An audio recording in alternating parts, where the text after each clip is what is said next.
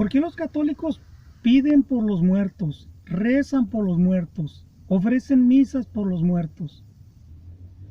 Esta es una de las preguntas que se nos hace muy a menudo a nosotros los católicos por parte de nuestros hermanos no católicos.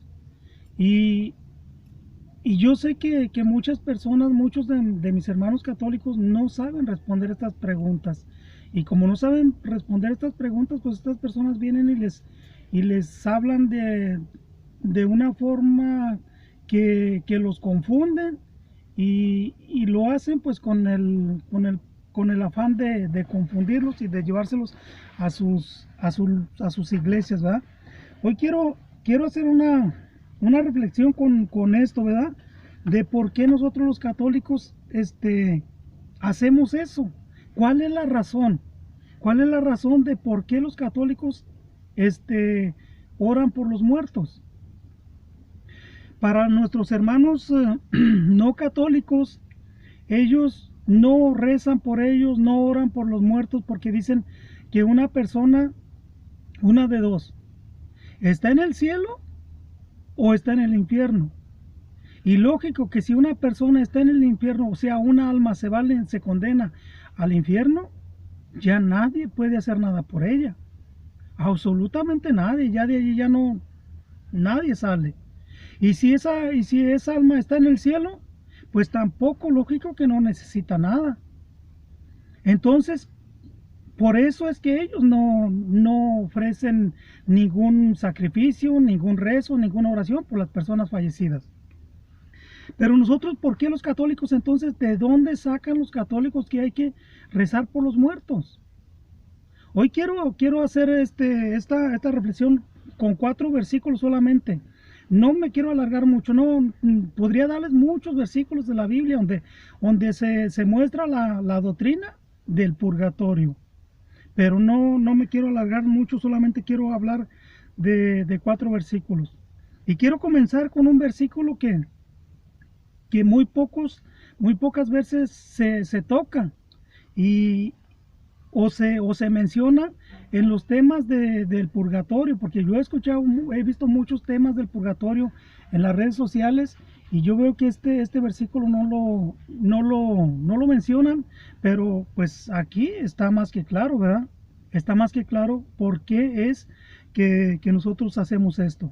La iglesia primitiva, la iglesia en sus inicios ya hacían algo por los muertos.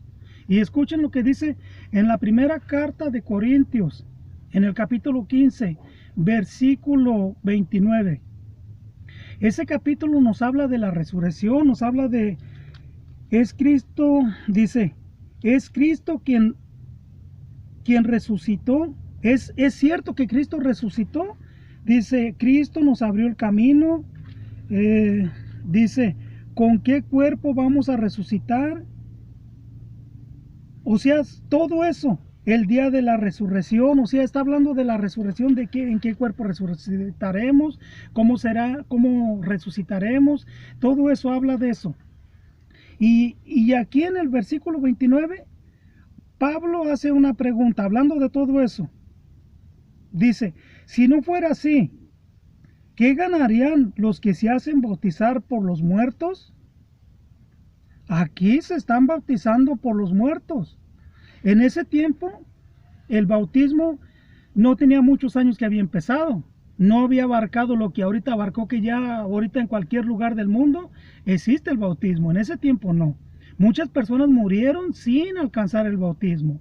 Y Pablo dice que muchas personas se bautizaban por los muertos. Y aquí es donde viene la pregunta que nos deberíamos de hacer todos, o que más bien que se deberían de hacer esas personas que cuestionan el purgatorio, que cuestionan la doctrina del purgatorio. Si había personas en aquel tiempo que se bautizaban por las personas ya fallecidas, pregunto, si una persona fallecida esa alma estaba en el infierno, y ya alguien se bautizaba por ella, ¿le servía de algo? No, no le servía de nada, porque la persona, el alma que cae en el infierno, ya de allí ya no sale. Se pueden hacer millones de misas o lo que sea, rosarios o novenarios o todo lo que sea, pero esa alma de allí ya no sale. Ahora, si esa alma estaba en el cielo o fue al cielo, ¿ocupaba que alguien se bautizara por ella?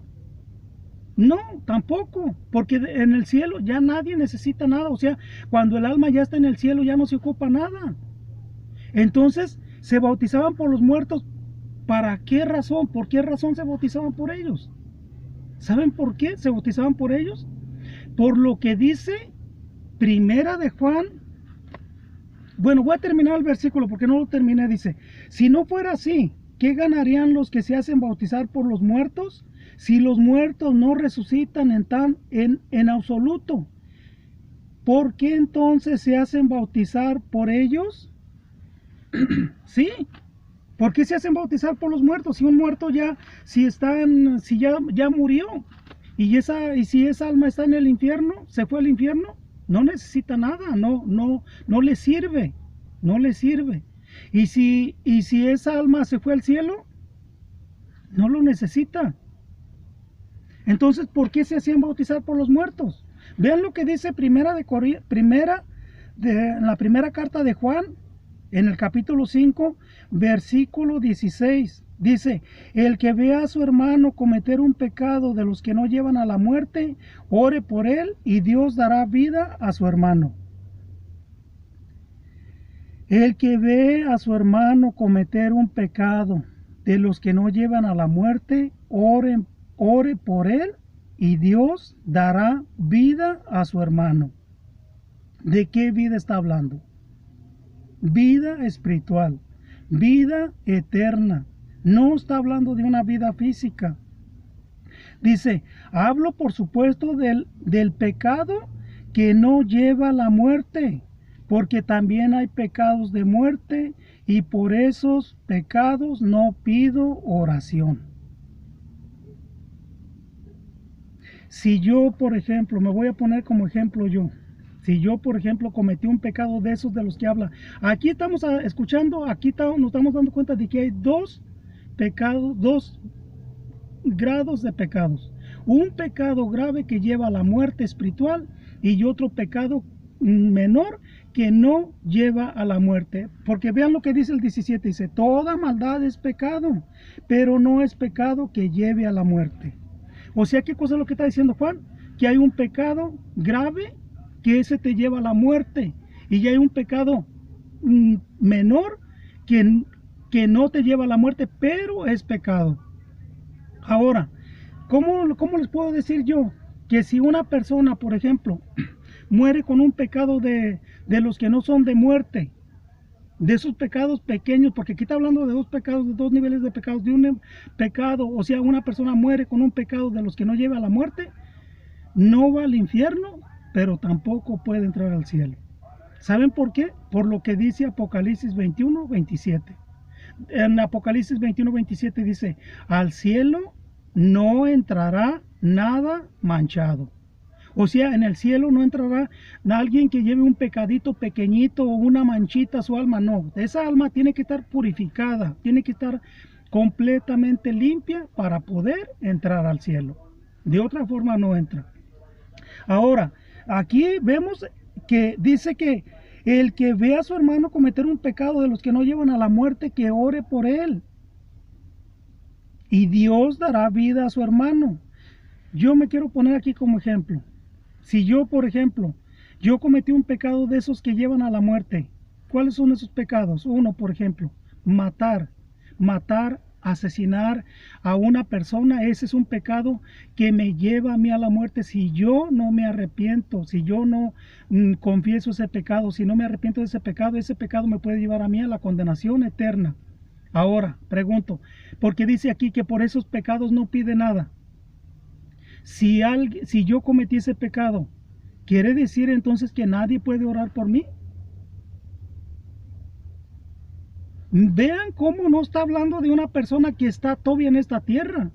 Porque si yo, por ejemplo, cometí ese pecado y ya alguien ora por mí, o sea, sí se puede orar por mí. Si yo cometí el pecado de asesinato y Y si dice aquí que por esos pecados no pide nada, que no pide oración, entonces quiere decir que por todos los asesinos, ladrones, secuestradores, violadores, narcotraficantes, que son pecados graves, ¿no podemos orar por ellos? Vean por qué no es para los vivos, es para los muertos. Si una persona murió en pecado de eso, sin arrepentirse, sin confesarse pecado, esa persona, pues así como dice la Biblia, como dice la palabra de Dios, posiblemente pudo ir a la condenación eterna. Pero nosotros no sabemos, porque nosotros no somos Dios, nosotros no somos jueces para decir fulano y sutano porque hicieron esto, cometieron esto, se fueron al infierno. No, nosotros no podemos hacer eso. Nosotros podemos entender de que esa persona en el último momento se pudo haber arrepentido y alcanzó la misericordia de Dios, o que quizás se confesó y ese pecado fue perdonado, o que un sacerdote lo ungió con los santos óleos y esa persona se salvó. Pero no quiere decir que si se salvó entró derechito al cielo. No, porque ese pecado no lo reparó. O sea que los pecados se tienen que reparar. Miren, en el cielo está lleno de pecadores. O el cielo está lleno de personas que fueron pecadores.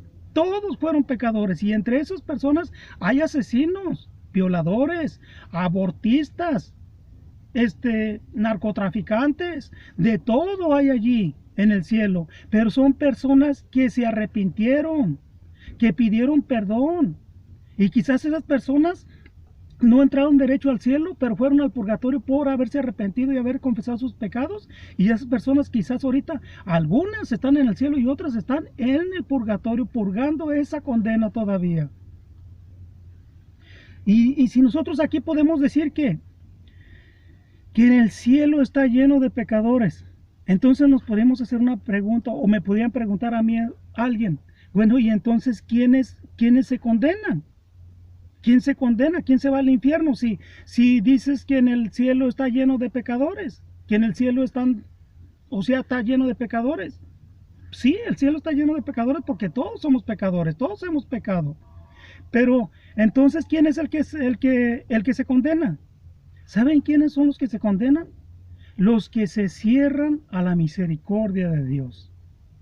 La persona que dice, yo no me quiero salvar, a mí me vale un comino la salvación, esa persona es la que se condena. Pero si una persona, por ejemplo, es de lo más pecadora y esa persona está luchando por salvarse, aunque esté o sea pecadora, y se confiesa o se convierte o se arrepiente, esa persona se puede ir al cielo, puede ir al cielo, pero no así directamente como muchas personas creen. No, los pecados hay que reparar las faltas. No es nomás así de que yo, porque ya me fui y me confesé y me arrepentí de esos pecados y ya en este momento si muero voy derechito al cielo. No, los pecados se tienen que reparar. Por eso es bien importante que nosotros como católicos o como cristianos entendamos una cosa, que nosotros todos los días tenemos que reparar nuestras faltas. Es como un trapo que se va rompiendo y tú irlo remendando. Tú puedes reparar tus faltas todos los días. Y puedes reparar las faltas, por ejemplo, de tus hijos también. El libro de Job nos muestra cómo Job tenía sus hijos, y sus hijos, como eran muy ricos, hacían banquetes todos los días. Y él al otro día de la fiesta hacía sacrificios porque decía, quizás mis hijos ofendieron a Dios. Entonces él hacía sacrificios en reparación de los pecados de sus hijos. ¿Cuántas personas se nos ha ocurrido a nosotros reparar la falta de nuestros hijos? De que si nuestros hijos no quieren ir a la iglesia, no se quieren confesar o no quieren saber nada de Dios, ¿a cuántas personas se nos ha ocurrido todos los días reparar esos pecados? O sea, ofrecer algo en reparación de los pecados de nuestros hijos o por los nuestros. Tenemos que empezar a hacer esto. Esto es bien importante. Si nosotros queremos ir al cielo, no directamente, pero que no, o que tengamos que ir al purgatorio, ya nos salvamos. Si vamos al purgatorio, ya nos salvamos. Pero si vamos al purgatorio, que sea lo mínimo de tiempo. ¿Y cómo podemos hacer eso? Reparando nuestros pecados. Que por ejemplo, si a mí no me gusta lavar los trastes, pues entonces yo digo, hoy voy a lavar los trastes y lo ofrezco en reparación de mis pecados. O que si voy a hacer mi trabajo, sea todos los días, todo mi trabajo, todas las cosas buenas que yo haga, trabajo y obras, ofrecerlas a Dios en reparación de mis pecados. Y si puedo hacer eso en reparación de los pecados de mis hijos, pues es como hagan de cuenta que mis hijos están rompiendo y yo remendando. O yo estoy rompiendo porque caí en pecado, pero lo remiendo. O sea, se me rompió la ropa, pero la remiendo. Así es esto. Tenemos que empezar a reparar nuestras faltas. Si queremos estar un día con Dios, si queremos vivir con Dios eternamente, tenemos que empezar a reparar nuestros pecados. Bueno, yo creo que con esto queda más que claro que sí existe un lugar espiritual, donde cuando el alma, cuando la persona muere en pecado de los que no llevan a la muerte, en ese lugar va a terminar de purificar sus pecados. Hay muchas personas que dicen que no, que el purgatorio no existe. Pues mira, yo te lo aseguro que tú, si dices que el purgatorio no existe, tú eres el primero que lo vas a conocer. Porque muchas personas que nosotros decimos que sí existe el purgatorio, quizás, pues a lo mejor hay muchas personas que ni siquiera tengan que pasar por allí, pero los que dicen que no, que el purgatorio no existe, pues quién sabe, ¿verdad? Eso lo vamos a ver el día del juicio.